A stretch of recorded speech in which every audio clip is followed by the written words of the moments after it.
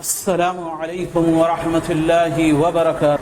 إن الحمد لله الذي نحمده ونستعينه ونستغفره ونؤمن به ونتوكل عليه ونعوذ بالله من شرور أنفسنا ومن سيئات أعمالنا.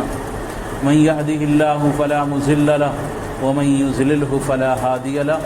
وأشهد أن لا إله إلا الله وحده لا شريك له وأشهد أن محمدا عبده ورسوله أرسله بالحق بشيرا ونذيرا. أما بعد فإن خير الحديث كتاب الله وخير الهدي هدي محمد صلى الله عليه وسلم وشر الأمور محدثاتها وكل محدثة بدعة وكل بدعة ضلالة وكل ضلالة في النار.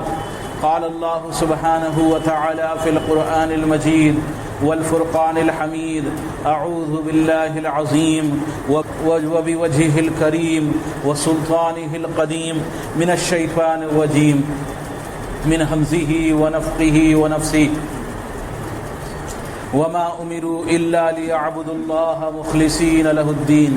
وقال سبحانه وتعالى: قل إن تخفوا ما في صدوركم أو تبدوه يعلمه الله.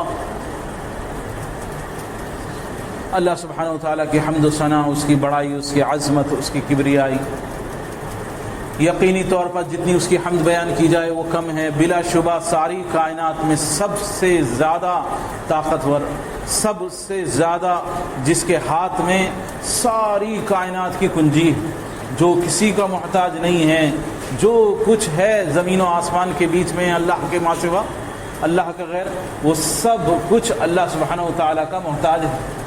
اللہ سبحانہ وتعالیٰ کا ساری کائنات اللہ سبحانہ وتعالیٰ کی محتاج ہے، اپنے تمام کاموں کے اندر، اپنے نفع اور نقصان کے اندر. جس طرح وہ اپنے بننے میں خالق کی محتاج ہے، جس طرح وہ اپنے پیدا ہونے میں خالق کی محتاج ہے کہ وہ کس حالت میں پیدا ہوگی، کس طرح پیدا ہوگی، اس کے ہاتھ، یہ کسی کے ہاتھ میں نہیں ہے.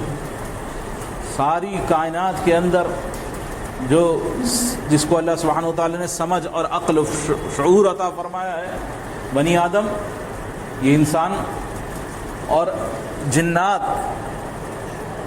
جن کے لیے اس شریعت کو جن کو اس شریعت کا مکلف بنایا گیا ہے، وہ بخوبی جانتے ہیں کہ وہ اپنے پیدا ہونے کے اندر محتاج ہیں اپنے خالق کے، اور جانتے ہیں بخوبی کہ اپنی موت ان کے ہاتھ میں نہیں ہے.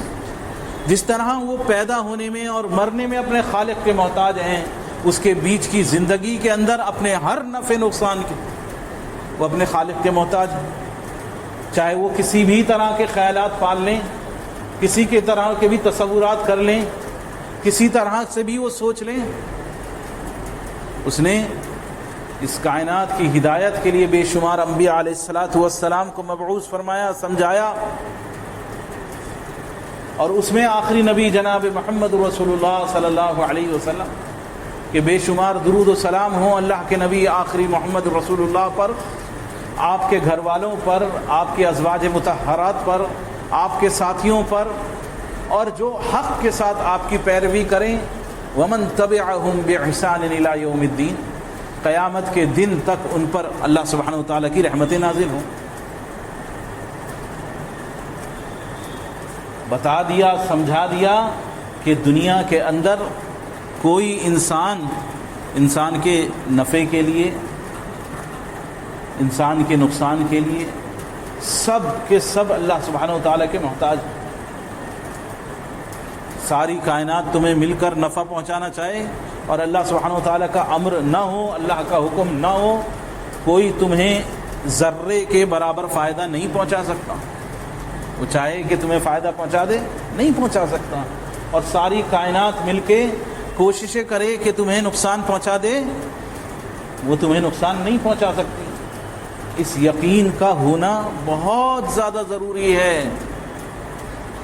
جب انسان کو یہ بات دل کی گہرائی تک یہ چیز اتر جائے گی کہ اللہ سبحانہ وتعالیٰ کے ہاتھ میں ہی اس کل کائنات کے تمام امر ہیں، تمام طرح کا حکم دینے والا، ان الحکم الا للہ، جب اس بات کا یقین دل کی گہرائی تک اتر جائے گا تو بس وہ خالق کی طرف یکسو ہو جائے گا، اپنے رب کی طرف یکسوئی کے ساتھ اس کی طرف جڑ جائے گا کہ میرا خالق ہی سب سے زیادہ طاقتور ہے، اس کے علاوہ کسی کے اندر ایسی طاقت نہیں ہے۔ تو میرا خالق اگر راضی ہو جائے بھلے ہی ساری مخلوق ناراض ہو جائے، میرا رب راضی ہو جائے بھلے ہی سارے لوگ ناراض ہو جائیں، مجھے پرواہ نہیں۔ جب یہ دل کی گہرائی تک یہ یقین اتر جائے گا تو وہ اپنی عبادت کے اندر، اپنے معاملات کے اندر، اپنے اخلاق کے اندر، اپنے ہر معاملے کے اندر بالکل یکسو، بالکل علیحدہ ہو جائے گا، علیحدہ بالکل ساری کائنات سے کٹ جائے گا۔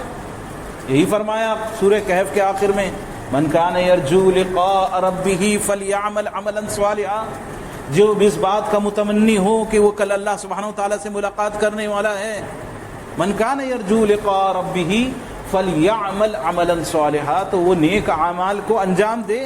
اور اتنا ہی نہیں، من کان یرجو لقاء ربہ فلیعمل عملا صالحا ولا یشرک بعبادۃ ربہ احدا، اور اپنے رب کی عبادت میں کبھی کسی کو شریک نہ ٹھہرائے، کبھی کسی کو سانجی اور شریک نہ بنائے۔ گزشتہ جمعوں میں عرض کر چکا کہ ایک شخص نماز پڑھتا ہے لیکن نماز پڑھتے ہوئے اس کے دل میں یہ خیالات آتے ہیں کہ فلاں صاحب دیکھ رہے ہیں، وہ میرے استاد ہیں، وہ میرے استاد ہیں، یا فلانا میرا معاملہ ہے، فلانے شخص مجھے دیکھ رہے ہیں، فلانے کی نظر مجھ پر ہے۔ اب اپنی نماز کے انداز کے اندر میں نے چینجنگ لے آیا، جس طریقے سے میں نماز پڑھتا ہوں اس نماز کا انداز میں نے بدل دیا، اس میں کچھ بھی رد و بدل کر دیا، صرف اس خیال کے آنے کے بعد کہ میاں وہ فلانے دیکھ رہے ہیں، وہ بڑے ہیں یا فلانے ہیں، یا ان سے کسی طرح کا خیال آ گیا۔ تو جس نے یہ معاملہ کر دیا فقد اشرک، تو اس نے شرک کر گزرا، اس نے اپنی عبادت میں شریک ٹھہرا دیا، اپنی نماز میں شریک ٹھہرا دیا۔ نماز کس کے لیے پڑھی؟ خالصاً اللہ کے لیے، لیکن نماز کے اندر شریک ٹھہرا دیا دوسروں کو، نماز کے اندر اس کو اچھے یا برے انداز سے پڑھا، کس وجہ سے کہ فلاں نے دیکھا۔ ہاں، یہ دین کی اصل ہے، بنیاد ہے کہ ہر عمل کا دار و مدار نیت پر ہے، ہر عمل کا دار و مدار نیت پر ہے۔ امام بخاری رحمۃ اللہ علیہ اپنی صحیح بخاری، جس کے بارے میں کل امت کا اجماع ہے، پورے امت کا اس بات پر متفق ہے، بھلے ہی کتنا اختلاف صحیح بخاری سے کرے، لیکن کل امت اس پر جمع ہے کہ قرآن پاک کے بعد اگر کوئی صحیح کتاب زمین پر ہے جس کے اندر کسی طرح کا کوئی شک و شبہ نہیں ہے تو وہ صحیح بخاری ہے۔ اس کو صحیح بخاری صحیح اسی لیے کہتے ہیں کیونکہ اس کے اندر کسی لفظ کے اندر، یہاں تک کہ امام بخاری رحمۃ اللہ علیہ نے کس انداز سے صحیح بخاری لکھی ہے کہ اس کے اندر بعض دفعہ ان کو اشکال کسی طرح کا لائق ہوا، اور یہ چھوٹے موٹی یادداشت نہیں ہیں، بہت بڑی امام بخاری رحمۃ اللہ علیہ کی یادداشت۔ امام بخاری رحمۃ اللہ علیہ ان کا امتحان لیا گیا کہ کسی طرح سے ان کو بھول لگ جائے، کسی طرح سے ان کو تنزل میں لے آئیں، کسی طرح ان کو گراوٹ میں لے آئیں، تو امام بخاری رحمۃ اللہ علیہ کا امتحان لیا گیا۔ 10 آدمی جمع ہوئے ایک ہی مجلس میں، پوری مجلس میں امام بخاری رحمۃ اللہ علیہ کو جمع کیا گیا، اس کے سامنے 10 مقرر آئے، 10 آدمی، ہر آدمی نے 10 احادیث، اللہ کے رسول صلی اللہ علیہ وسلم کی 10 حدیثیں، اور صرف متن ہی نہیں بلکہ ان کی روایتوں کے ساتھ کہ ان فلاں ان فلاں ان فلاں، میں نے فلاں سے سنا، فلاں سے سنا، فلاں سے سنا، فلاں نے فلاں سے سنا، پوری چین بیان کرنے کے بعد اور پھر وہ حدیث بیان کری۔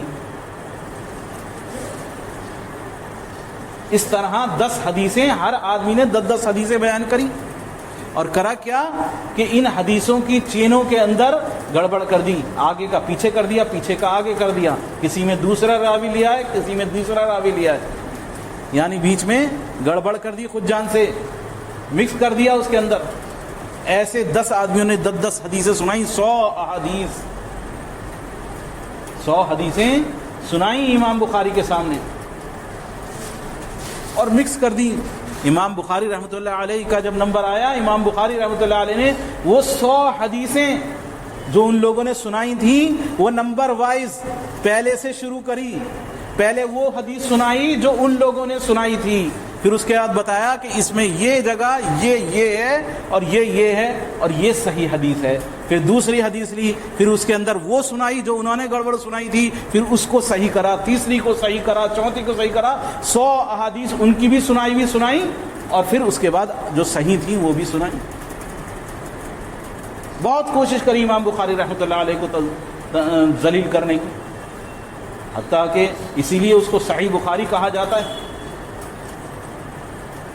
اور اس کی شروعات انہوں نے جو کری ہے, بعض دفعہ میں یہ عرض کر رہا ہوں کہ بعض دفعہ تو امام بخاری رحمۃ اللہ علیہ نے حدیث لکھی ہی نہیں, کچھ بات کہنا چاہتے تھے, کوئی مسئلہ ثابت کرنا چاہتے تھے, صرف اس کی ہیڈنگ ڈال دی, باب باندھا ہے کہ یہ فلانا فلانا فلانا, اور اس کے بارے میں کچھ بھی نہیں لکھا, ایک لفظ بھی نہیں لکھا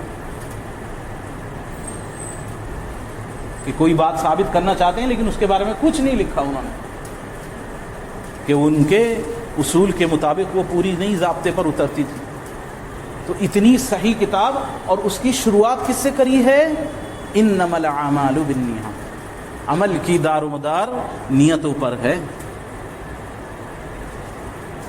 انسان کی جیسی نیت اس کے ساتھ ویسا معاملہ.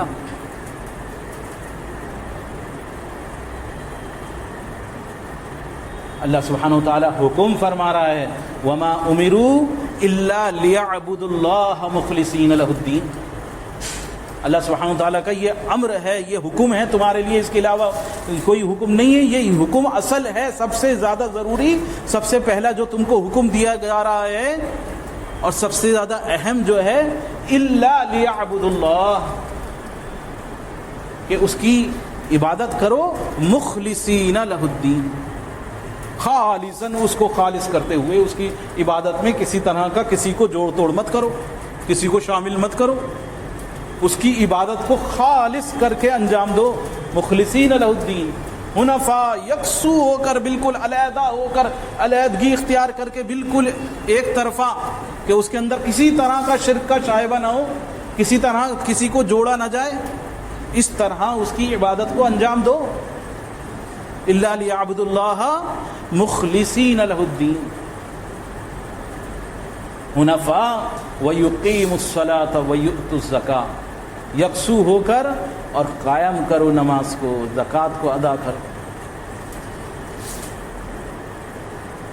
اور فرمایا قل ان تخفوا ما فی صدورکم, اے نبی صلی اللہ علیہ وسلم آپ ان سے فرما دیجئے یہ جو کچھ تم اپنے من میں چھپاتے ہو, تمہارے من میں جو خیالات ہیں, جو کچھ بھی بات تمہارے منوں میں آتی ہے, تمہارے دل میں آتی ہے, تمہارے تصور میں آتی ہے, کسی کو نہیں پتا, کوئی نہیں جانتا.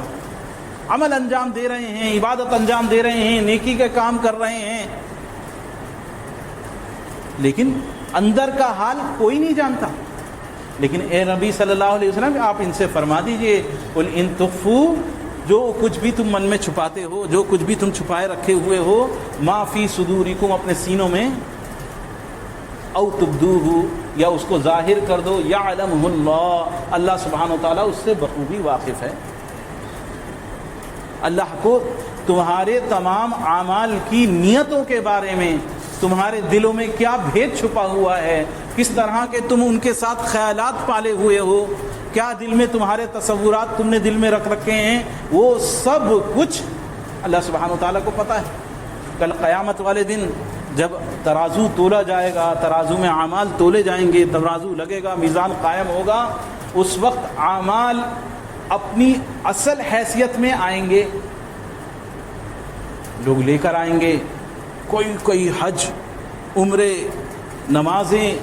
فرمایا کہ پہاڑوں کے بقدر نیکیاں ہوں گی, لیکن جب وہ ترازو میں رکھے جائیں گے ہوا منصورا، بالکل ہوا میں اڑا دیے جائیں گے، برباد ہلاک ہو جائیں گے وہ سارے کے سارے، ان کا وزن ہی نہیں ہوگا۔ سورہ کہف کے اندر آخر میں اللہ سبحانہ و تعالیٰ فرما رہا ہے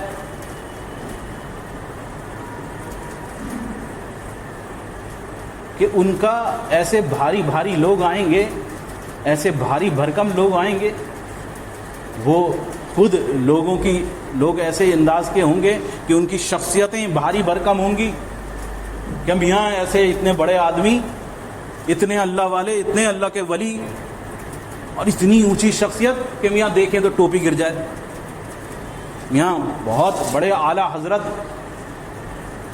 جن کا مقام مرتبہ دنیا میں بہت اونچا سمجھا جاتا تھا کہ میاں بڑے ولی اللہ ہیں، بہت زیادہ نیک آدمی ہیں، فلا نقیم لہم یوم القیامت وزنا،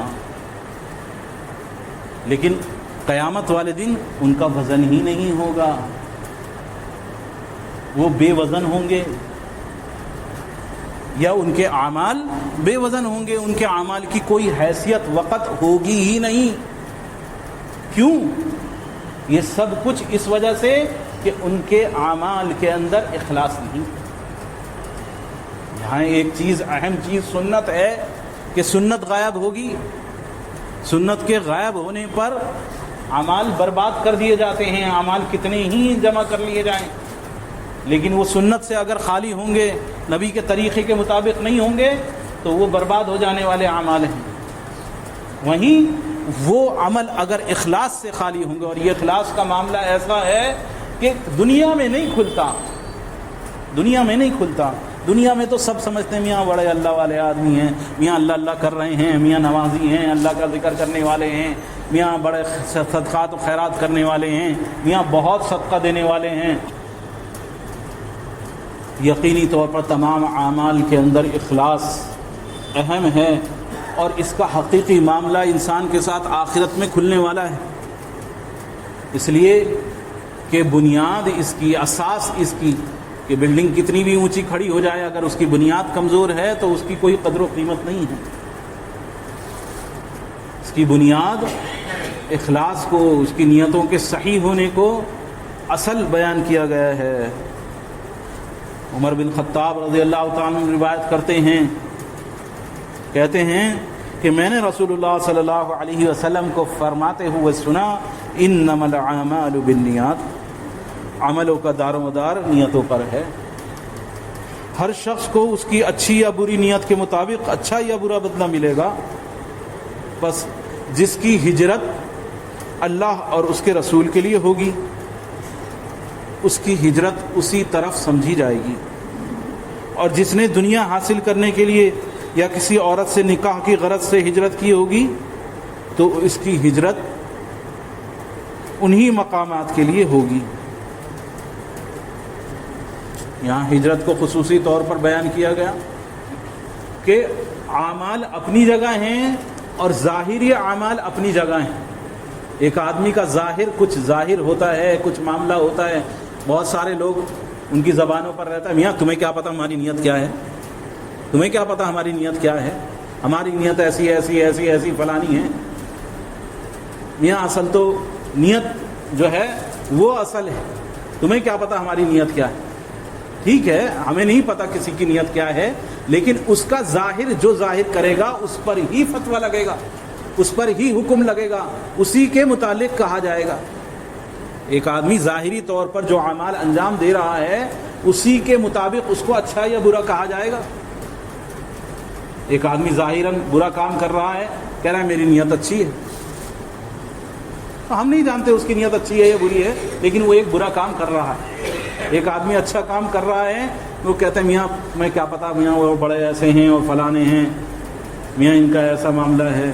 کسی کے بارے میں ہمیں کچھ بھی رائے ظاہر کرنے کی ضرورت نہیں ہے، آپ نے بیٹھ کے اس کا اجر و ثواب نہیں دینا ہے۔ لوگ یہ سمجھنے لگتے ہیں کہ شاید ہماری جیب سے دینا پڑے گا، تمہاری جیب سے نہیں جا رہا ہے۔ نیکیاں اگر وہ اعمال کر رہا ہے اور اس کی نیت میں اخلاص ہے، وہ خالصاً اللہ کے لیے انجام دے رہا ہے، تو تمہاری جیب سے نہیں جائے گا، وہ اللہ کے خزانوں سے اللہ سبحانہ و تعالیٰ عطا کرنے والا ہے، تمہارا کاٹ کے بھی نہیں دینے والا ہے۔ یہ ہو کہ تمہاری کچھ کاٹ کے، تمہاری جو ہے نیکیاں کاٹ کے دے دے، کہ بھائی اس نے زیادہ نیکیاں کر لی ہیں، چلو بھائی نیکیوں کی کمی ہے، تمہارا جو ہے کوٹا کم کر دیا ہے، سب کو اتنی ملنی تھی، اب کم ملیں گی کیونکہ ایک آدمی نے زیادہ نیکیاں کر لی ہیں۔ نہیں بھائی، کسی کے بدلے کا نیکیاں نہیں دی جا رہی ہیں۔ تو اس لیے دل کے اندر کینہ نہیں رکھو، دل کے اندر حسد نہیں پالو۔ حسد کی مصیبت یہ ہوتی ہے، وہ عالم سے اس لیے ایک عالم حسد نہیں کرتا ہے کہ وہ اللہ کی راہ میں زیادہ محنت کرنے والا ہے، زیادہ عبادت انجام دینے والا ہے، زیادہ دعوت کا کام کرنے والا ہے۔ اس کی حسد اس پر ہوتی ہے کہ کیوں وہ لوگوں کے بیچ میں مقبول ہے۔ جب وہ لوگوں کے بیچ میں مقبول ہے تو پھر اس کی نیتوں پر سوال کیا جاتا ہے کہ میاں اس کی نیت ایسی، اس کی نیت ایسی۔ تو اس لیے کسی کی نیت پر نہیں، ظاہر پر فتویٰ لگے گا، ہمیشہ ظاہر کے مطابق ہوگا کہ آپ نے قدم کس طرح اٹھایا ہے، آپ نے اعمال کس طرح انجام دیے ہیں۔ آپ ظاہراً اس کو افشا کر رہے ہیں، ظاہر کر رہے ہیں۔ جا کے دیکھیں ہندو مندروں کے اندر، یہاں پہاڑی کے مندر کے اندر میں دیکھا، میں نے جینیوں کا مندر ہے، ہر سیڑھی کے اوپر انہوں نے باقاعدہ سیڑھی کے جو کھڑی سٹیپ جو ہے، ایک لیٹی ہوئی سٹیپ ہوتی ہے، ایک کھڑی ہوئی ہے، تو ہر سیڑھی کے ہر سٹیپ پر فلانے فلانے فلانے لالا کی طرف سے، فلانے فلانے کی طرف سے یہ دان دیا گیا۔ حتیٰ کہ پنکھوں کے بلیڈوں کے اوپر لکھوا دیا کہ فلانے دانی کی طرف سے جو ہے یہ پنکھا جو ہے مندر کو ڈونیٹ کیا گیا ہے۔ آپ پنکھا نہیں چلاتے، دھرم شالہ کا قصہ مشہور ہے، دھرم شالہ میں پنکھا نہیں چلے گا جی، کہ لالا نے حکم دیا ہے پنکھا نہیں چلے گا۔ بھائی کیوں نہیں چلے گا پنکھا؟ لالا کا نام لکھا ہے، پنکھا چلے گا تو نظر کیسے آئے گا؟ تو ایسا پنکھا دیا ہے۔ تو انسان کی نیت کیا ہے، یہ انسان کا معاملہ اگر ظاہری معاملہ ہے، ظاہری طور پر ریاکار ہے تو اس سے کہا جائے گا کہ ریاکار ہے، لیکن اگر ظاہری طور پر اس کی کوئی ریاکاری ظاہر نہیں ہے تو زبردستی کسی کے اوپر حکم نہیں لگانا ہے۔ اس سے اس کا عمل تو برباد نہیں ہوگا، لیکن ہماری نیکیاں برباد ہو جائیں گی، ہماری آخرت برباد ہو جائے گی۔ اس لیے بہت ضروری ہے، نیتوں کے معاملے میں بہت زیادہ احتیاط برتنے کی ضرورت ہے۔ ام المومنین اما عائشہ صدیقہ رضی اللہ تعالی عنہ وہ روایت کرتی ہیں کہ رسول اللہ صلی اللہ علیہ وسلم نے فرمایا، ایک لشکر خانہ کعبہ پر چڑھائی کرنے کی نیت سے نکلے گا۔ اس کی نیت یہ ہوگی کہ وہ خانہ کعبہ کو توڑ دے، خانہ کعبہ پر چڑھائی کر لے۔ جب وہ بیدا یعنی کسی چٹیل میدان میں پہنچے گا تو اس کے اول سے لے کر آخر تک سب کے سب زمین میں دھسا دیے جائیں گے۔ لشکر چلا کرتے تھے پہلے، تو ان کے ساتھ ساتھ لشکروں کے ساتھ اور لوگ بھی ساتھ میں، کیونکہ راستے میں لوٹ کھسوٹ اور راستے کی پریشانیوں کا معاملہ ہوتا تھا، تو کوئی لشکر جا رہا ہوتا تھا کسی مقصد سے، اس کے ساتھ لوگ جڑ جایا کرتے تھے کہ ہمیں بھی وہاں فلانے شہر تک سفر کرنا ہے، یا وہاں تجارت کرنی ہے، یا وہاں ہمیں فلانا کام ہے، یا کسی رشتہ دار سے ملنا ہے، تو اکیلے سفر نہیں کرتے تھے بلکہ لشکر سے ساتھ جڑ جاتے تھے۔ تو اس میں متفرق قسم کے لوگ ہوتے تھے لشکر کے اندر، جو غول کے غول چلا کرتے تھے، بیڑے چلا کرتے تھے سفر کے لیے، تو اس کے اندر طرح طرح کے لوگ اس کے اندر جڑ جاتے تھے۔ کسی کو کچھ کام ہوتا تھا، کسی کو کچھ کام ہوتا تھا، لیکن یہ کہ سفر کا راستہ کا سفر ہے، چلو بھائی ساتھ ساتھ سفر کر لیں گے۔ تو فرمایا اس کے اول اور آخر، یعنی وہ لشکر خانہ کعبہ کی چڑھائی کرنے کی نیت سے، خانہ کعبہ کو ڈھانے کی نیت سے چلے گا، اور اس لشکر میں جتنے لوگ شامل ہوں گے شروع سے لے کر آخر تک، سب کے سب کو اللہ سبحانہ و تعالیٰ زمین میں دھسا دے گا۔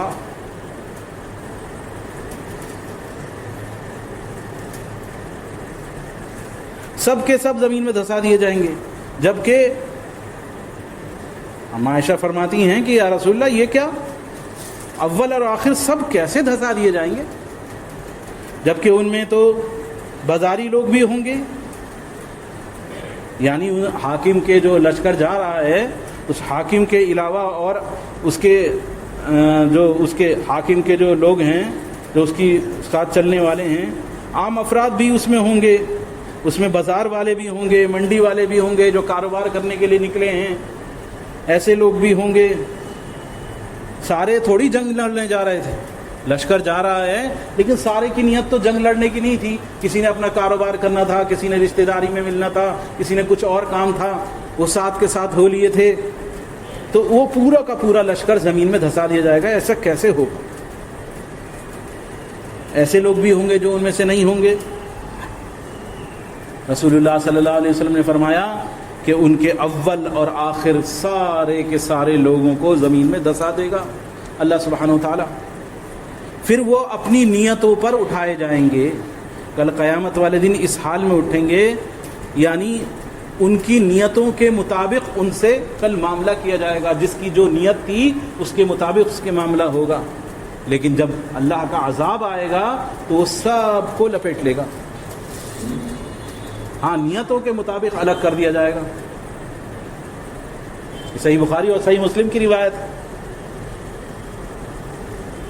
جو دعوت کے تعلق سے قرآن پاک کی ایک آیت جس کی تفسیر کے اندر گزشتہ پیچھے عرض کر چکا ہوں کہ دعوت نہ دینے والے بنی اسرائیل میں ایسے لوگ جو لوگوں کو برائی سے نہیں روکتے تھے, ان لوگوں کا انجام ان لوگوں کے ساتھ ہوا جو برائی کرتے تھے. برائی سے کرنے والے اور برائی سے نہ روکنے والے ایک ساتھ ہلاک و برباد کر دیے گئے. صرف دعوت دینے والوں کو اللہ نے علیحدہ کر دیا. جو روکنے والے تھے صرف ان کو اللہ سبحانہ و تعالیٰ نے علیحدہ کر دیا. ہاں, دنیا کا عذاب تو ان دونوں پر آیا, لیکن آخرت میں جو عمل انجام نہیں دیتے تھے ان کے مطابق ان سے معاملہ کیا جائے. لیکن دنیا کا عذاب, اس سے بچنے کا واحد طریقہ کیا ہے کہ آپ برائی سے روکو. اگر آپ امر بالمعروف نہیں عن المنکر نہیں کرتے ہیں تو اگر عذاب آئے گا تو آپ پر بھی آئے گا اور ان پر بھی آئے گا. جو برائیوں کو انجام دینے والے ہیں وہ بھی گئے, اور جو برائیوں کو انجام دینے والے نہیں ہیں وہ بھی گئے.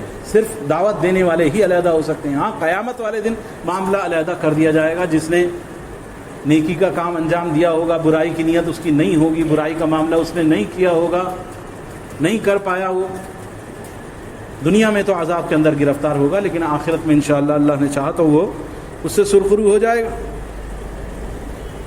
حضرت ابو عبداللہ جابر رضی اللہ تعالیٰ عنہ انصاری وہ فرماتے ہیں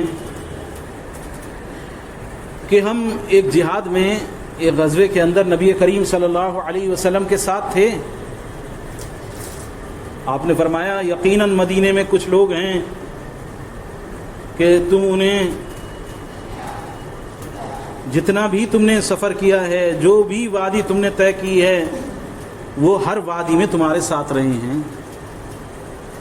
ان کے مدینے میں انہیں بیماری نے روک دیا, بیمار تھے اس وجہ سے نہیں آ سکے تمہارے ساتھ.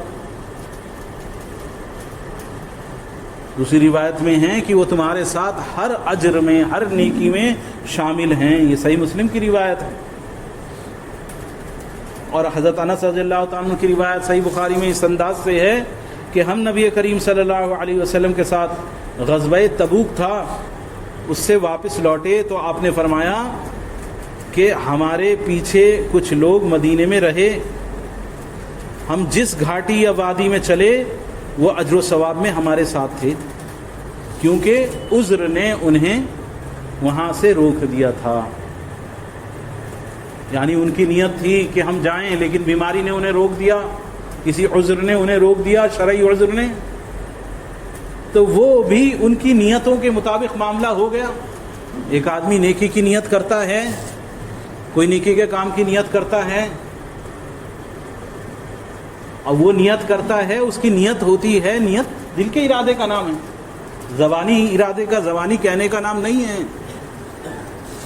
ہم نے تو زبانی کہنے کے ارادے, ہمارے یہاں ہندوستان پاکستان میں تو زبانی چلتا ہے, یہ ہندوستان کی ہی بدعت ہے. رسول اللہ صلی اللہ علیہ وسلم کی کسی حدیث میں آپ کو نہیں ملے گا, صحابہ کے کسی عمل سے ثابت نہیں ہے. یہ لوگ نہیں کہا کرتے تھے کیا جو نیت ہم کرتے ہیں, نیت نہیں باندھے گا وہ کھڑا ہو جائے گا. نیت کرتا ہوں میں 2 رکعت نماز یا 4 رکعت نماز کی فلانے امام کے پیچھے, منہ میرا خانہ کعبہ کی طرف, اللہ اکبر، یہ کیا ہے؟ کہاں سے لے کر آئے ہو؟ کسی قرآن کی کسی تفسیر کے اندر آپ کو، یعنی سلف صالحین کی جو تفسیر ہے، احادیث رسول اللہ صلی اللہ علیہ وسلم نے ایسی کوئی تعلیم دی ہو؟ نیت، نماز کے لیے نیت ضروری ہے، روزے کے لیے اس کے لیے بھی نیت ضروری ہے، نیت ہونا ضروری ہے، آدمی کا ارادہ ہی نہ ہو روزہ رکھنے کا، خالی کھا لے بھوکا پیاسا رہے تو اس پر کچھ نہیں ملے گا، نیت نہیں ہے۔ لیکن نیت زبان سے کہنے کا نام نہیں ہے، یہ نہیں کہ آپ زبان سے کہیں تو کہتے ہیں جی میں آج زبان سے کہہ لو تو اچھا ہے۔ بھائی اچھا تو تب ہو جب کہ اس کا کہیں ثبوت ملتا ہو، ورنہ وہ کام تو وہ رسول اللہ صلی اللہ علیہ وسلم کی سنت کے مطابق تو نہ ہوا، وہ تو اس کے خلاف ہوا۔ آپ نے یہ بات زبان سے کہہ لی بصوم غد نویت من شہر رمضان، تو آپ کا روزہ تو برائی سے شروع ہو گیا۔ کیوں؟ کیونکہ آپ نے وہ کام کیا جو رسول اللہ صلی اللہ علیہ وسلم نے جس کو نہیں سکھایا، جو صحابہ نے نہیں کیا۔ نیت اپنی زبان سے کرنے کا حکم نہیں ہے۔ میں بدماش ہوں، میں چور ہوں، میں لٹیرا ہوں، کون کہتا ہے؟ اس کی نیت خراب ہے، یہ تمہاری جیب کاٹ لے گا۔ اس کی نیت خراب ہے، تمہاری جیب کاٹ لے گا، سنبھل کے رہو۔ لیکن اس کی نیت خراب ہے، اس کے دل میں ہے، یہ زبان سے اعلان کرتا ہوا نہیں ملے گا آپ کو۔ تو زبان سے اعلان نہیں کرنا ہے، اپنی نیت کو خالص کرنا ہے، خالصاً اس کام کے لیے اللہ کی خاطر اس عمل کو انجام دینا، مخلص ہو جانا کہ میرے دل میں نیت ہے، میں خالصاً یہ کام اللہ کے لیے کر رہا ہوں۔ زبان سے بھلے ہی میں کہوں یا نہ کہوں، اور اگر میں کہتا ہوں تو میں گناہگار نہیں ہوں، لیکن اگر میں نے اس کو خصوصی الفاظ بنا لیے، اس کے خصوصی الفاظ بنا لیے، اگر کسی آدمی نے کہہ دیا کہ بھائی ٹھیک ہے 2 رکعت نماز 4 سنتیں میں پڑھ رہا ہوں، ٹھیک ہے کوئی بات نہیں، کوئی مسئلہ نہیں، لیکن آپ نے تو اس کے باقاعدہ دعا ہی بنا لی، الفاظ ہی بنا لیے کہ بھائی نیت جو ہے میں نے اس طرح کہا نہیں تو میری نماز ہی نہیں ہوئی، میں نے اگر صبح بصوم غد نویت من شہر رمضان نہیں کیا، میرا روزہ ہی نہیں ہوا۔ تو یہ تو آپ نے دعا اسپیشل بنا لی نا اپنے آپ۔ اب یہ جو بنا لی ہے، اب یہ مقابلے پر ہیں آپ، کس کے مقابلے پر؟ نبی کے مقابلے پر، نبی کی سنت کے مقابلے پر۔ آپ نے زبان سے کہہ دیا، کوئی حرج نہیں ہے، لیکن اس کو ایک معمول کے طور پر الفاظ بنا لینے، چاہے اردو میں ہوں چاہے عربی میں ہوں، کہ خاص یہی الفاظ۔ بھائی نیت کے کیا الفاظ ہیں؟ میں نیت کرتا ہوں، اب ہر آدمی اس کو یاد کر رہا ہے، رٹ رہا ہے، میں نیت کرتا ہوں فلانا فلانا فلانا، ایسا ایسا ایسا ایسا۔ یہ کیا ہے؟ یہ تو آپ نے ایک اسپیشل چیز بنا لی ہے، اپنے آپ دین میں ایک نئی چیز شامل کر دی ہے۔ آج ٹائم انسان کے دل میں ہوتا ہے، زبان سے نکل جاتی ہے کوئی بات کہ ہاں بھائی 4 فرض پڑھ رہا ہوں، زبان سے نکل گئی تو کوئی گناہ کی بات نہیں، اب اس کے لیے اسپیشل لفظ بنا لینے یا دعا بنا لینی، اب مسئلہ کھڑا ہوتا ہے۔ تو نیت دل کے ارادے کا نام ہے، اور نیت کے مطابق انسان کے ساتھ معاملہ ہوتا ہے۔ انسان کی نیت اچھی تو سارا معاملہ صحیح ہے، وہ والا نہیں ہے کہ بھائی کہو انشاءاللہ انشاءاللہ کہو، بھائی نیت کر لو نیت کر لو۔ انسان کے دل میں ارادہ نہیں ہے زبردستی انشاءاللہ، بھائی میرے دل میں ارادہ نہیں ہے دیکھ گردن پہ چھری رکھوا کے انشاءاللہ، بھائی اس کی نیت آپ اس کو نیت کے تقاضے پر تیار کر سکتے ہیں، اس کو اس کا ارادہ بنوا سکتے ہیں۔ اس کے کہتا ہے میرا تو ارادہ ہی نہیں ہے، کہتا ہے نہیں جی انشاءاللہ کہو۔ بھائی کیوں کہو انشاءاللہ جب میرا ارادہ ہی نہیں ہے؟ یہ تو جھوٹ ہوا، یہ تو جھوٹ ہوا۔ پہلے ارادہ تو بنے تبھی تو کہوں میں، میرا ارادہ ہے نہیں، زبردستی میں انشاءاللہ کہہ دوں، میں کرنا ہی نہیں چاہتا، میرا ذہن اس طرح تیار ہی نہیں ہے۔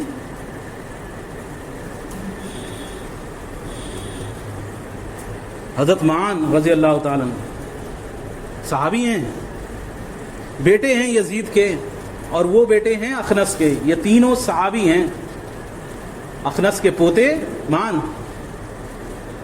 تو وہ روایت کرتے ہیں، وہ بیان کرتے ہیں کہ میرے باپ یزید جو صحابی تھے، انہوں نے کچھ دینار صدقے کے نکالے، کچھ نیت کری کہ میں صدقے کے طور پر نکالوں گا، اور انہیں مسجد میں رسول اللہ صلی اللہ علیہ وسلم کی مسجد نبوی میں ایک آدمی کے پاس رکھوا ہوا ہے تاکہ وہ کسی ضرورت مند کو وہ دے دیں۔ میں مسجد میں آیا تو وہ دینار میں نے اس سے لے لیے، بیٹا آیا، باپ نے رکھوائے تھے کہ بھائی کسی ضرورت مند کو صدقہ کے طور پر یہ اللہ واسطے کے میں نے رکھ دیے ہیں، یہ کسی ضرورت مند کو دے دینا۔ بیٹا آیا کسی کام سے یا کچھ اس کے معاملہ ہوا، اس نے جو ہے وہ لے لیے، کیونکہ اس کو ضرورت تھی، وہ ضرورت مند تھا، اور وہ گھر لے آیا۔ باپ کا صدقہ بچوں کے لیے نہیں ہیں، اگرچہ اجر و ثواب ملتا ہے، اولاد کو کھلاؤ گے، بیوی کو کھلاؤ گے، جن کا حق ہم پر ہے ان کو کھلانے پر اجر و ثواب ملتا ہے۔ کل معروف صدقہ، ہر نیکی صدقہ ہے۔ اپنی بیوی کے منہ میں ڈالا گیا لقمہ وہ بھی صدقہ ہے، لیکن اس کا یہ مطلب نہیں ہے کہ آپ صدقہ ہی نہ نکالو، کسی ضرورت مند پر خرچی نہ کرو، سب کچھ خود ہی کھا لو۔ ایک یہ چیز چل رہی ہے کہ بھائی کسی کو صدقہ کیا دینا، کہ چلو بھائی ہم ہی خود ہی کھا لو، صدقہ نکالا وہ ہم نے خود ہی کھا لیا۔ تو پھر تو انفقوا فی سبیل اللہ، اللہ کے راستے میں خرچ کرنے کا کیا معنی؟ وہ تو ایک خاص صحابی کے ساتھ یہ معاملہ تھا، اس نے کہا کہ مدینے کی دونوں گھاٹیوں کے بیچ مجھ سے زیادہ کوئی ضرورت نہیں ہے، تو رسول اللہ صلی اللہ علیہ وسلم نے اس کو کہا کہ اچھا چلو تم کھا لو، تم سے زیادہ اگر محتاج نہیں ہے، لیکن اس کا یہ مطلب نہیں ہے کہ اپنا سارا صدقہ خود ہی لپیٹ جاؤ۔ تو پھر راستے میں اللہ کے راہ میں خرچ کرنا کیا ہوا، پھر کسی کو دینا کیا ہوا؟ تو ان کو یہ بات معلوم تھی کہ اولاد کو تو میں، اولاد کی ذمہ داری تو مجھ پر ہے، میں نے تو یہ نیت کری تھی کہ میں اس کو لوگوں کی خاطر لوگوں پر خرچ کروں۔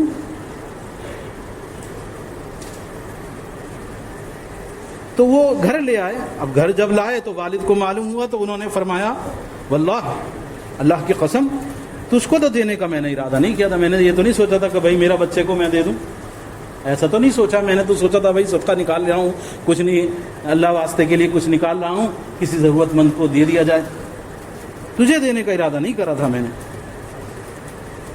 چنانچہ میں نبی کریم صلی اللہ علیہ وسلم کی خدمت میں اپنے باپ کو لے گیا، اپنے باپ کے ساتھ رسول اللہ صلی اللہ علیہ وسلم کی خدمت میں حاضر ہوا، اور آپ کو یہ سارا جھگڑا آپ کے سامنے پیش کیا کہ دیکھو میں لے آیا ہوں، ضرورت مند تھا میں نے لے لیا، ابا کہہ رہے ہیں کہ تمہیں دینے کا تھا ہی نہیں، تم نے کیوں لیا؟ بھائی تمہیں دینے کا تھوڑی تھا معاملہ، تم نے کیوں لیا؟ رسول اللہ صلی اللہ علیہ وسلم نے فرمایا اے یزید، ان کے باپ سے کہا اے یزید سنو، تیرے لیے تیری نیت کا ثواب ہے، جو تو نے نیت کری تھی اس کا اجر و ثواب تجھ کو مل گیا، تیری نیت میں کھوٹ نہیں تھی، سیدھے طور پر تم نے دے دیا۔ اور اے مان، ان کے بیٹے سے کہا تو نے جو لے لیا وہ تیرے لیے ہے، وہ تیرے لیے جائز ہے، بھائی تو نے اپنے طور پر لے لیا، اس نے دینے والے نے اپنی نیت پر دے دیا، تو جو اس نے دیا ہے اور جو تو نے لیا ہے تم دونوں کا معاملہ علیحدہ ہے، اس کی نیت کے مطابق اس کو اجر و ثواب مل جائے گا، اور تمہاری نیت کے مطابق تمہارے لیے جائز ہے۔ تو یہ نیت اصل ہے۔ بہت سارے لوگ میاں کہتے ہیں کہ ہم فلانے، اگر کسی طرح سے گھوم کر آپ کے پاس پہنچ جائے تو آپ کے لیے حلال ہے، لیکن آپ کی نیت ہی یہی ہو کہ مجھے مل جائے، جیسے لفافہ دیتے ہوئے شادی میں، 12 عرض کرتا ہوں، شادی میں لفافہ دیتے ہوئے اس کی جیب اس کے ہاتھ میں رکھ رہے ہیں، اور ساتھ میں کیا اکڑ کے کہتے ہیں میاں ہدیہ دینا تو سنت ہے، ہدیہ دینا تو نیکی ہے۔ ارے بھائی ہدیہ دینا تو نیکی ہے، لیکن کیا نیت ہے تمہاری؟ اس کے ہاتھ میں تم نے لفافہ رکھا 100 روپے کا، اب نیت ہے کہ یہ کل مجھے دے گا 100 روپے، تمہاری نیت میں یہی فساد ہے، اور 50 اگر دے گا تو پھر میری ناراضگی، تو دے رہا ہوں دوسرے کو اور واپس لینے کی نیت ہے، تو یہ کیا ہے؟ یہ تو ہدیہ نہیں ہوا، یہ تو قرضہ ہوا، اس کو آپ ہدیے کا نام لے رہے ہیں، یہ تو قرضہ ہوا جو دوسرا چکائے، اور اگر نہ چکائے تو پھر برا آپ کی نیت۔